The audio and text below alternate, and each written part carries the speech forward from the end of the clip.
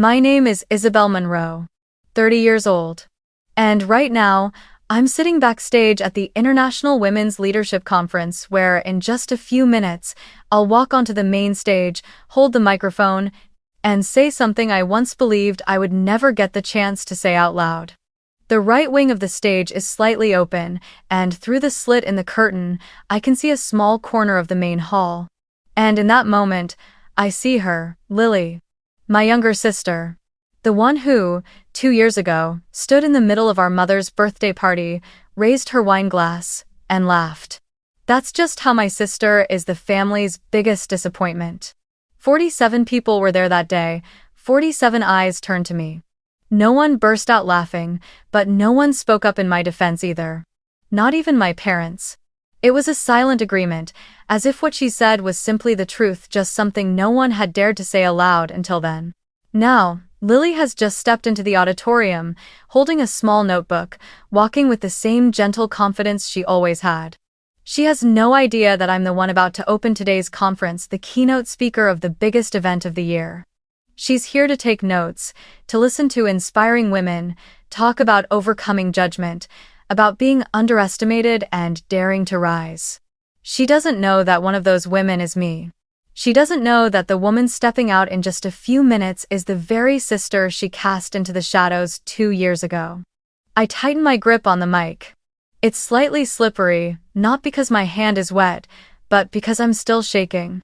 Not from fear, but because I am standing in a moment I've imagined in my mind hundreds of times over the past 2 years, and now it's real. I don't need revenge. I don't need to humiliate her. I don't need to shout or justify myself. I just need to walk out, tell my story, and let the truth speak for itself. 2 years ago, I was the family's disappointment. Today, I am the keynote speaker. If you've ever been humiliated publicly by someone you love, if you've ever sat in a crowd and felt completely invisible, if you've ever wondered, do I even deserve a place in this family? Stay with me. I'll tell you my story.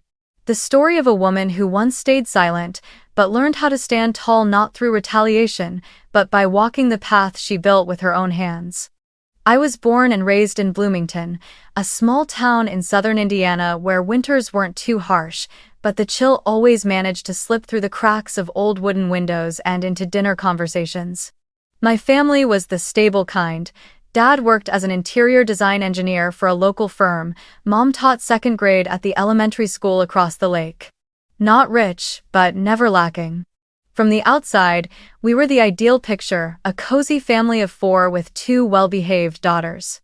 Except no one ever asked if I was truly well-behaved, or just trying hard enough to be quiet so I wouldn't be a burden.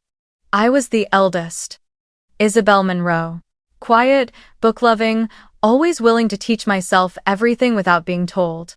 From the moment I could read, I spent hours sitting in the corner of the living room, under the table lamp, flipping through old comic books Mom bought at the flea market.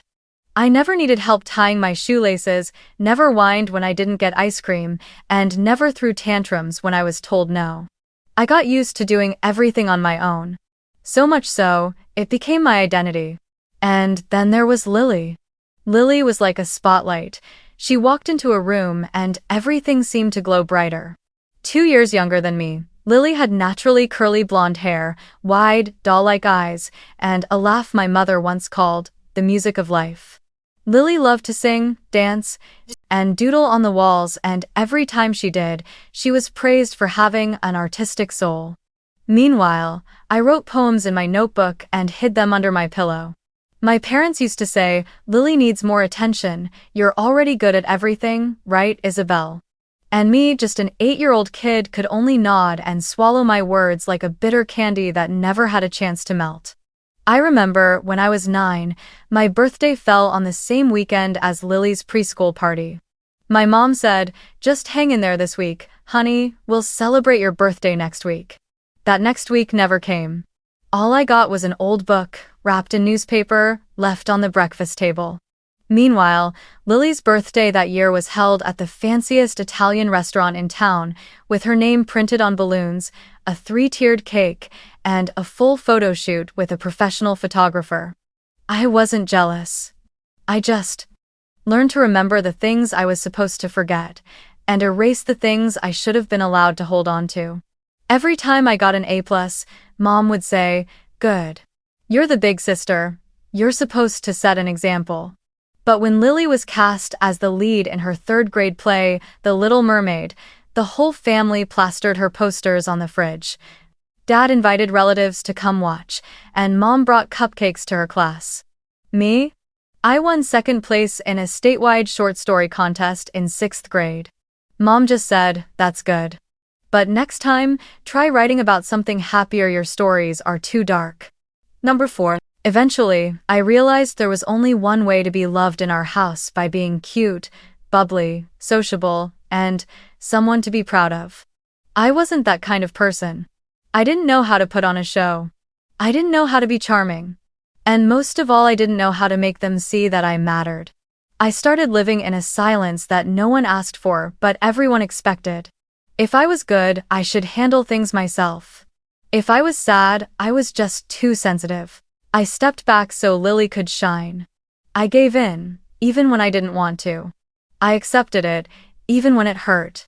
Everything inside me slowly turned into a hollow space, not because someone took something away, but because no one ever left anything behind. Once, I asked my mother why my birthdays were always simpler than Lily's. She smiled. "Because you don't need flashy things. You're practical." But does being practical mean you deserve less love? By the time I was in 10th grade, Lily had become the centerpiece of every proud parent's story. Winning the cheerleading award, getting elected student body vice president, snapping pictures with the mayor during an environmental campaign. And me? I joined the literature club, wrote my own articles, printed a small newsletter, and pinned it on the library bulletin board. No one noticed. No one asked. I wasn't the one they looked forward to seeing at parent-teacher meetings. I was just the one they assumed would be fine. And maybe because they were so sure I would be fine, they never once asked if I actually was. And when you live in silence long enough, there comes a moment when you realize you don't need to scream anymore. You just need to leave. But I didn't leave. Not then. I stayed. Because I still believed that one day they would see me. I still thought, if I just tried a little harder, maybe it would finally be my turn to be celebrated. But I was wrong. And that day, the day every last hope was crushed, would come in the most brutal way. That night, a light rain fell. The first drizzle of April tapped softly against the windows, like whispers no one could quite make out. My parents' house glowed warmly, decorated with purple orchids and gentle candlelight, ready for my mother's 55th birthday celebration. Nearly the entire extended family was there: uncles, aunts, cousins who'd flown in from out of town. Lily, of course, was the main organizer. She floated through the house in an elegant white dress, a clipboard in hand, her smile always camera-ready. Everyone kept praising her for being so grown-up, so graceful, a natural at planning events. And me? I stood in the kitchen corner, arranging desserts on a plate. No one asked for me. I didn't blame her. Truly. I had long grown used to being the quiet shadow trailing behind her light. I wore a dark blue dress that night, simple, unremarkable, and told myself, as long as Mom is happy. Tonight was about her, not about fairness. How many times had I told myself that? I didn't even know anymore. Dinner unfolded with laughter, clinking wine glasses, and the rich aroma of Mom's favorite lasagna. I sat in the middle of the long table, directly across from Lily. Mom sat at the head, holding Dad's hand, her gaze soft and glowing. I had just reached for a serving of vegetables when Lily's voice rang out, light and playful, like she was telling a harmless joke. My sister's always been like that, the silent failure of the family. Everything froze for a second. The quiet clink of chopsticks against bowls, a chair sliding slowly. Someone chuckled under their breath. Someone cleared their throat. Someone I remember clearly nodded slightly, as if the words were an undeniable truth. My father smiled vaguely but said nothing. My mother stared into her wine glass, lips curved in a quiet smirk. No one spoke up for me. No one said, "Lily, that's not okay." No one said, "Don't joke like that." No one took my side. They just let the words hang in the air like a wound no one cared to bandage because they had long accepted its presence. I looked Lily in the eye. She smiled, unaware or pretending not to know that she had just carved a deep wound into my heart. No cruelty, just casual indifference. But cruel enough. I stood up, slowly, reached for a napkin to wipe my mouth. Conversation resumed around me, as if a chair had shifted, nothing more. I walked down the hallway and turned left into the downstairs bathroom. I closed the door, didn't turn on the light. I leaned my forehead against the mirror. In the dim shadows, my reflection stared back blurry, unclear like my place in this family. A warm pressure wrapped around my throat, like an invisible scarf tightening gently. I whispered, barely audible. They don't see me, maybe, they never have.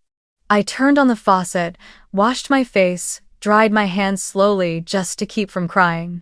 Then I sat on the tiny windowsill in the bathroom, arms wrapped around a cushion, as if holding myself together.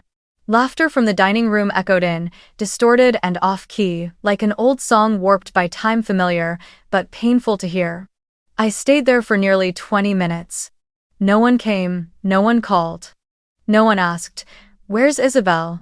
When I returned to the table, the birthday cake had already been cut. Mom was beaming, Dad pouring more wine for the guests. Lily was taking selfies with two of our younger cousins. I sat down as if I'd never left. Mom turned to me and asked softly, "Where were you?" "I almost cut the cake without you." I just replied, "Sorry, I wasn't feeling well." She nodded and didn't ask anything more. I quietly ate my slice of cake, then helped clear the dishes like I always did. When someone sitting nearby asked how I'd been, I replied, "Still working in New York." They nodded and quickly turned to Lily. "We heard you're about to lead a media campaign in Boston." "That's amazing," my sister beamed. "Yes. I'm flying out next week." That night, back in my hotel room, I sat upright on the bed, staring out the window at the city lights. I didn't cry, I didn't get angry, I just felt empty. Lily's words echoed in my mind like a sharp needle on repeat. The silent failure of the family. Over and over again. Like a label they'd stamped on my forehead years ago, now spoken aloud with crystal clarity. But that night, I made a decision. I didn't want to argue. I didn't want to beg anyone to see me. I didn't need an apology. I didn't need anyone to correct the record. I only needed one thing. To make that statement wrong. And the only way to do that was silence. Not the silence of someone who surrenders, but the silence of someone who is walking step by step out of the shadow of a family that never saw her. And writing her own place into the world. A place that no one could deny. A place no one could ever call a failure. A name no one would laugh at again. And when that day came, I wouldn't need to answer them. I'd simply stand up, in a room full of people, and let them understand on their own. I left Indiana on a Sunday morning that was sunny, yet bitterly cold. No one saw me off. No one did, because no one knew I was leaving, and I didn't bother to tell them. I wasn't running away. I was simply letting go of a place that hadn't felt like home in a very long time. In my old suitcase were a few office outfits, a stack of dog-eared psychology books, and an acceptance letter to a graduate program in applied psychology in New York, a letter I had received 2 days after the failure dinner. The room I rented was on the 3rd floor of a crumbling building in Brooklyn. The walls were cracked, the faucet leaked, the power outlets flickered, and, in winter, the wind pierced through the window frame like needles. The landlord was a widowed man from Pakistan, who didn't ask questions. He only said, "I don't allow late rent, but if you need an extra blanket, I have one." I thanked him. And I began my new life on dinners of cheap sandwiches and restless sleep under dim yellow streetlights. During the day, I studied in the university library. At night, I worked at a coffee shop 3 subway stops from home. I brewed lattes, wiped tables, and took orders with a smile I tried hard to keep polite. I thought I knew what exhaustion was. But it's only when you work a 6-hour evening shift, take the 1 a.m. train home, shower in cold water because the heater broke, then sit down at 2 a.m. to finish your group psychology rebuttal that you truly understand the meaning of disciplined exhaustion. I lived in a strange rhythm. No one called, no one asked, no one cared how I survived each day. Only one person texted me every week without fail, Miss Thompson, my 12th grade English teacher. Her first message arrived on a Wednesday night. I heard about the dinner. Are you okay? I stared at that message for a long time. I didn't reply right away. My eyes burned, but something inside me softened. She didn't say much. She didn't judge. She just sent one message each week, without fail. Sometimes it was, "Are you getting enough sleep?" Other times, "I just read this article and thought of you." I never told her everything. But somehow, she always seemed to know what I needed, not advice, but a quiet place to lean. One day, she wrote, "Isabel, you once said you wanted something more than just surviving, remember?" I replied, "Yes. But I don't know where to start." She sent back a link. Women Lead Forward, a leadership training program for women who had been overlooked. I cried when I read the tagline. The program only accepted 12 women per year. I didn't expect anything, but I applied anyway. I wrote as if every sentence was a breath I was reclaiming. I wrote about a childhood where being already good enough meant being forgotten. About that empty chair at the dinner table. About the cold brick wall in my Brooklyn room, where I studied alone each night. I didn't write hoping to be chosen. I wrote because, for the first time in my life, I wanted to speak fully without being interrupted. 2 weeks later, I got an email. The first line read, "We are deeply moved by your story, Isabel." I didn't believe it. I read it 3 times. My hands trembled as I hit reply. And that morning, when I stepped out of the coffee shop, the sky over New York was gray and heavy, but something inside me had begun to shine. Still, not everyone thought it was good news. When I called home to share it, my mother only said, "Leadership? Who would you ever lead?" My father growled. "So you've finally given up on stability, huh?" Lily sent a single text. "Stop trying so hard. Not everyone is meant for the spotlight." I turned off my phone. I didn't respond, and I didn't cry anymore. For the first time, their rejection didn't shake me. I didn't need them to believe in me. I only needed to believe in myself. But those words still echoed in me as I entered the first week of the training program. I felt lost among the other participants, accomplished women with titles, resumes, and networks. I sat at the end of the table, always with a pen in hand, always taking notes, terrified of being called on. I didn't dare mention that I'd brewed coffee just the night before, that I still wore secondhand clothes, that I'd eaten instant noodles 3 meals in a row last week. One Friday afternoon, the mentors asked, "Share a moment when you felt silenced, when your voice didn't matter." I hadn't planned to speak. But then, I thought of Lily. Of the chopstick tapping the edge of the bowl. Of my mother's eyes, fixed on her wine glass instead of on me. And I raised my hand. I spoke. I didn't cry, I didn't stutter. I told my story in a low, steady voice. And when I finished, the room was silent. The lead mentor, a consultant who once taught at Harvard, looked at me and said, "You're not here to learn how to lead. You're here to remember that you've been leading yourself for a very long time." Life was still hard after that. I still worked extra shifts, still hand-washed laundry on Sundays, but something inside me had shifted. I was no longer the Isabel who feared being seen. I was the Isabel who had begun to look directly at herself. And when you begin to truly face yourself, you realize no one can call you a failure unless you hand them the right to do so.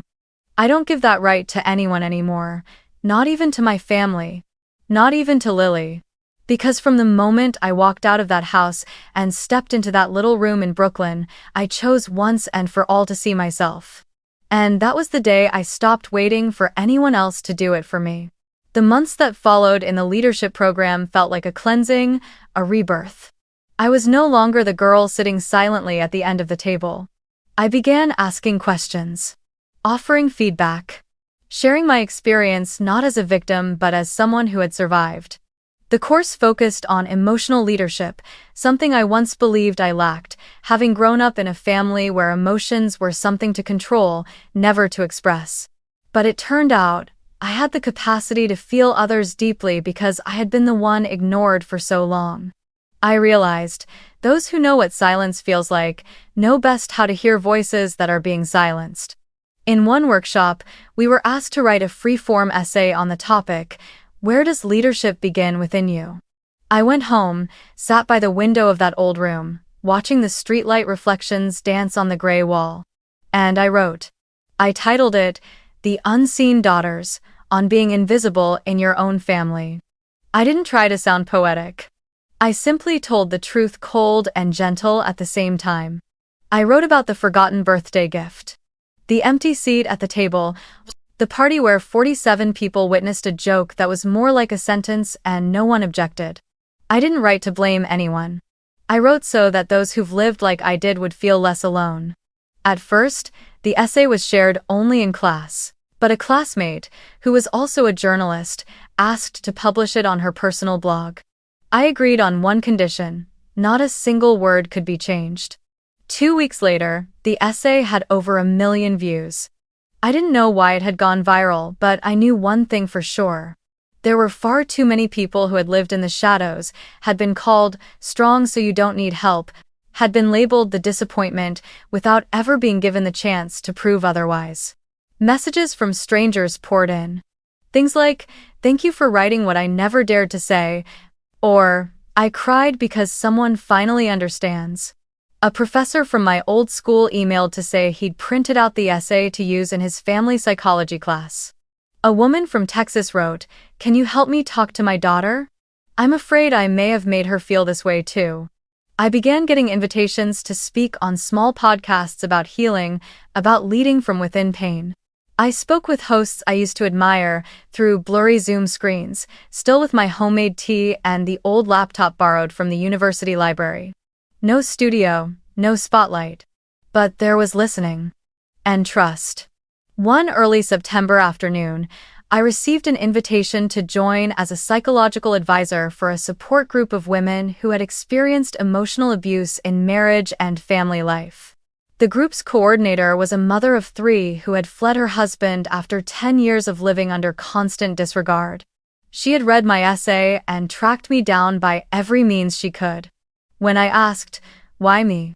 she simply answered, "Because you don't just understand the theory. You've lived it." And then, I began to shape something I had never dared to imagine before: a small organization of my own. Not to rescue anyone, but to create a space for women who had once been ignored, labeled failures, constantly compared, or told to toughen up, to pause, and finally be seen. I called it the Second Daughter Project. A small project, no big budget, no corporate sponsors, no flashy banners. Just weekly Saturday night Zoom gatherings. A private support group for people too afraid to say their real names. A free Google Doc toolkit to help rewrite your personal manifesto if you've ever been misdefined by someone else. I didn't promote it much. But they came, one by one. A 2-3-year-old girl who had just left a toxic household. A 4-1-year-old woman who had never once heard her mother say, "I'm proud of you."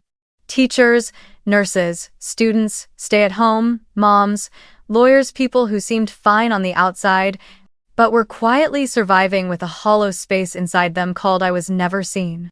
We didn't call ourselves victims. We were simply those who had not been heard, and now we were learning how to listen to ourselves. I no longer trembled when someone asked, "What do you do?" I looked up and answered clearly, "I'm the founder of the Second Daughter Project."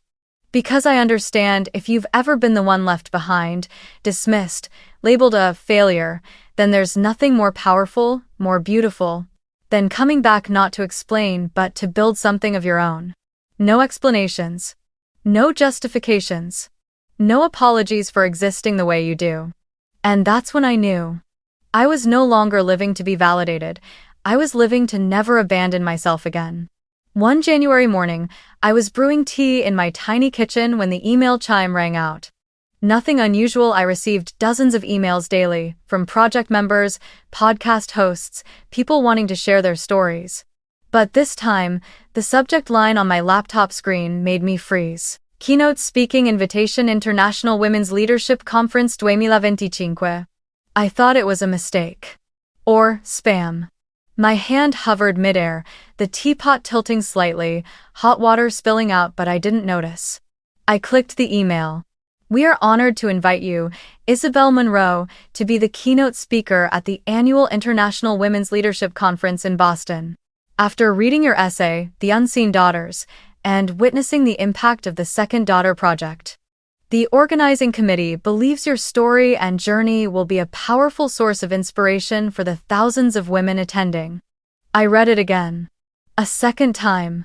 A third. Then I sat down, pressing the palm of my hand against my chest, just to make sure my heart was still beating steadily. I thought of the nights I spent writing that essay in the dark, with only a dim desk lamp and the sound of subway trains rumbling through Brooklyn.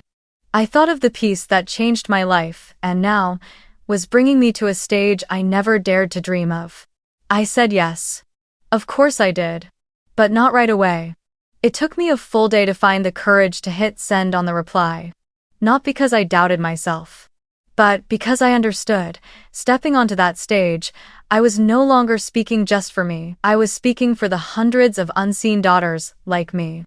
And that required a kind of bravery unlike anything I'd ever written before. A week later, I received the official guest list from the organizers to prepare the speaker introductions.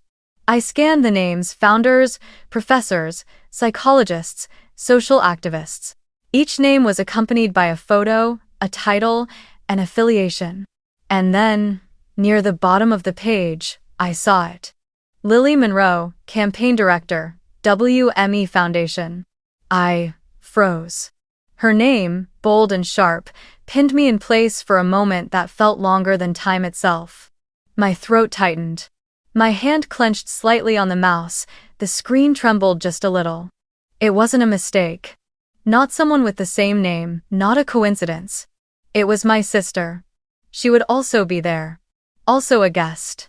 Also seated in that auditorium, unaware that the woman who would walk out from backstage, hold the microphone, and speak before thousands, was the silent failure she once named. I wasn't sure what my first emotion was. Not anger, not exactly fear, just a terrifying kind of stillness. A stillness I'd known before, like the one I felt walking out of the bathroom after my mother's birthday dinner. As if the universe itself had quietly closed a circle I didn't need to force shut. 3 days later, I received a text from an unknown number. No name saved. But I knew instantly who it was. You know, don't you? Just 3 words. But heavier than any others. I stared at it for a long time. The phone buzzed gently on the table. A part of me wanted to reply. Another part just wanted to delete it, as if there had never been a place where Lily and I once intersected. I set the phone down, turned off the screen, and chose silence. Because this time, I didn't need to say anything. I didn't need confrontation. I didn't need to explain. I didn't need to walk anyone through a journey I took alone. All I needed was to stand on that stage. Tell the story truthfully, not to accuse, but to illuminate. Not for Lily, but for everyone like me. The ones erased from the family portrait who kept walking anyway. And if a glance happens to land on me while I'm speaking, if a face happens to bow in silence, it won't be because I shamed them. It'll be because, at last, the truth has found its place. Without permission. Without apology. And that is the real turning point. Not because I was chosen, but because, for the first time, I chose myself. And the rest of the world is simply arriving late. At exactly 8 p.m., the lights in the hall come up. The audience rows are packed, a soft murmur fills the space, cameras flash, and the opening music plays gentle but ceremonious. From behind the curtain, I can see everything: the front row reserved for special guests, name cards neatly placed atop white linens, and in the 6th seat from the left, I see Lily. My sister was dressed in a cream blazer, her blonde hair softly curled and tucked neatly behind her ear. She was speaking with an older woman, her expression composed, chin slightly raised, the same posture I had seen 100 times at the events she organized. But today, that gaze was about to meet something she never expected. The public, undeniable presence of the sister she once erased from the family map.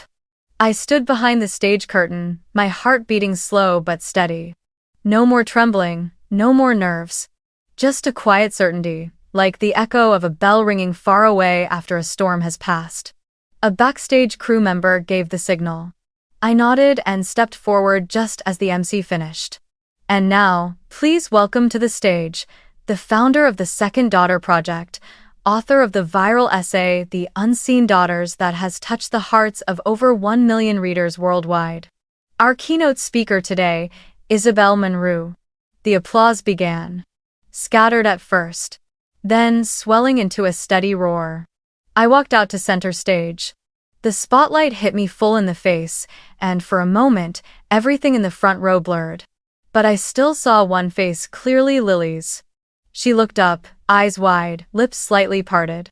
In that instant, her expression shifted, first confusion, then disbelief, and finally froze in stunned silence. I didn't look long. I didn't need anything from her.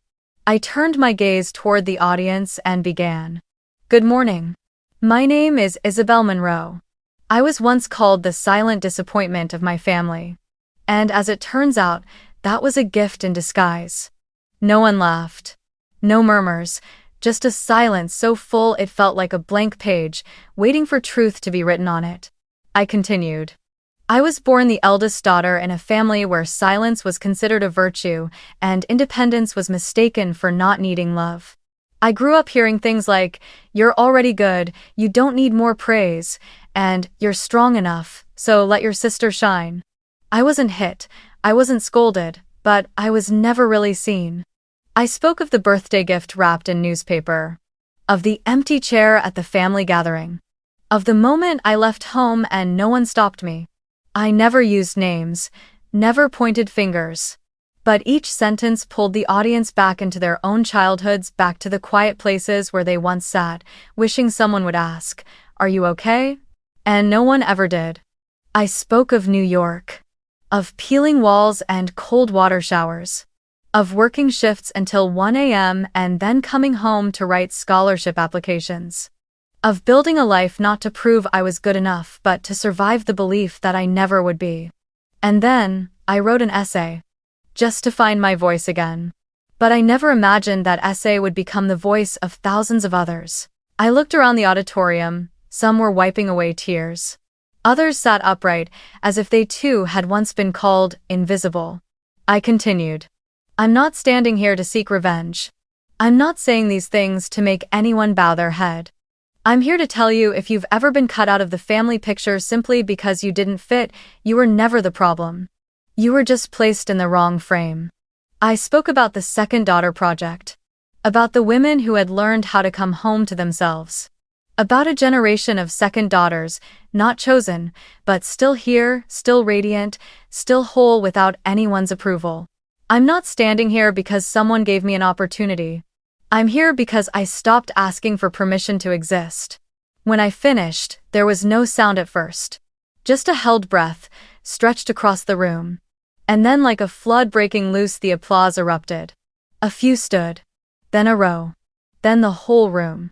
The sound thundered against the walls, rising to the vaulted ceiling. I didn't smile, I didn't cry, I just stood there still, steady, and unmistakably present. I glanced at the front row. Lily was still seated, her hands tightly clasped in her lap. She wasn't clapping. But her eyes couldn't hide. She looked down not in defeat, but because, at last, she saw me. Without introduction, without anyone pointing. The truth, when spoken from the heart, doesn't need to shout, it carries itself. And today, it spoke for me. All I had to do was stand there. As living proof that someone once labeled the silent disappointment could be the one who made the entire hall rise. Not for revenge. But because the truth always has a place as long as you don't give up before it arrives. After the speech, I left the stage in silence. Not because no one called out, but because I didn't want to get swept into the swirl of compliments, handshakes, or repeated thank yous. I needed a few minutes to breathe, to return to myself. I walked down the hallway on the left side of the auditorium, a quieter wing with white walls, high ceilings, and soft recessed lighting that gave me a small cocoon to step back into. I stood there, leaning against the wall, eyes closed. My heart no longer pounded like it had on stage. Everything now was simply calm, a peace I had taken far too long to find. And then, the soft click of heels echoed down the corridor behind me. I opened my eyes. Lily stood there, her eyes were red. She still held the notebook I was certain she hadn't written a single word in. Her gaze met mine like it had just passed through a fog, no longer proud, no longer certain. Just something fragile and sincere. "You knew I'd be here?" she asked, her voice barely more than a whisper. I looked at her, no flinching, no surprise, and answered slowly, "Number. But you saw me now, didn't you?" Lily bit her lower lip and nodded, almost imperceptibly. "I didn't know. I never imagined. How did you become this strong?" I tilted my head slightly. Not smiling, but not cold either. "Since the day you called me the disappointment of the family. And no one stood up for me." Lily lowered her head, clutching the notebook tightly. After a moment, she looked up, her lips trembling. "I'm sorry. I never understood, not until today." I exhaled gently. Not because of her apology, but because I realized I no longer needed it.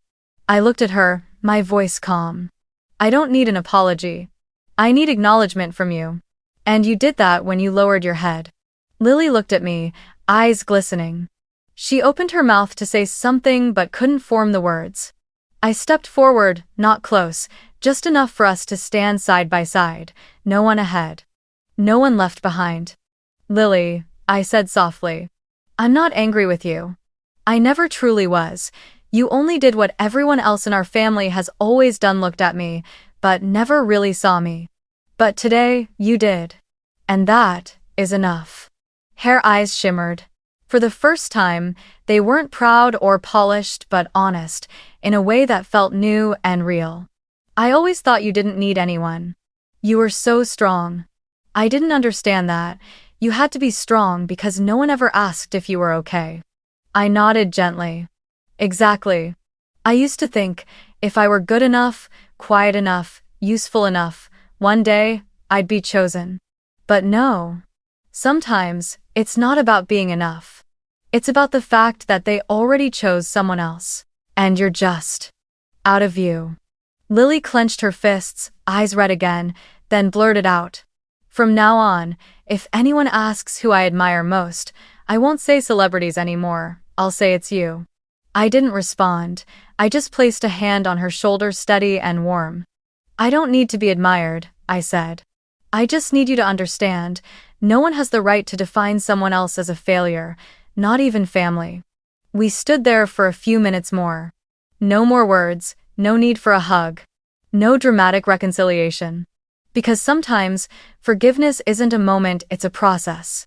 And today, that process had begun not with words, but with a look. With acknowledgement.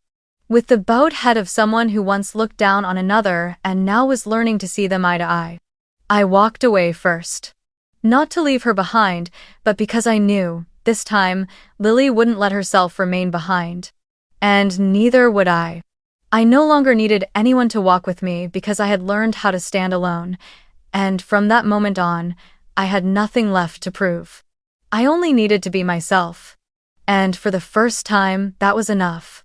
I returned to New York on a softly raining afternoon. The city was still loud, exhausting, and crowded as always, but inside me, something had changed. Not peace, something fuller. Wholeness. For the first time in years, I walked into my tiny apartment without feeling like anything was missing. I didn't need anyone to greet me. I didn't need arms around me. Because now, I knew I had finally come home to the only place I truly belonged, myself. My workspace is still the same. The white porcelain teacup still rests in the corner of the desk, The bookshelf is packed with project files, and sticky notes are scattered everywhere. But there's one new thing: a photo frame hanging on the wall, right above my simple wooden desk. The photo was taken during the speech. I'm standing at center stage, holding the microphone, the spotlight illuminating my shoulder. But what makes it special is what's in the background: blurred rows of audience seats, and among those faces, one person is looking up at me, her gaze quiet but deeply present. It's Lily. I sit down and open the journal I've carried with me since the earliest days in New York. The pages are yellowed, the handwriting slanted and crossed out in places. I flip to the final page. Black ink stands out beneath the pen tip. You don't need to be chosen to succeed. You just need to choose yourself so you don't disappear. I close the journal and place it on the shelf. There's nothing more I need to write. Because everything I ever needed to say I've said. And everything I once struggled to prove I now live. If you've ever been called a burden, a disappointment, someone not good enough. If you've ever sat quietly at a family dinner, hearing your name turned into a punchline, and no one stood up for you. If you've ever had to leave home not to chase something grand, but simply to be yourself. Remember this. You don't need to scream. You don't need to beg to be seen. You don't need to be perfect to be worthy of love. Let your silence, your steadiness, your persistence, your quiet light speak for you. Because real light never needs permission. It only needs you not to put it out.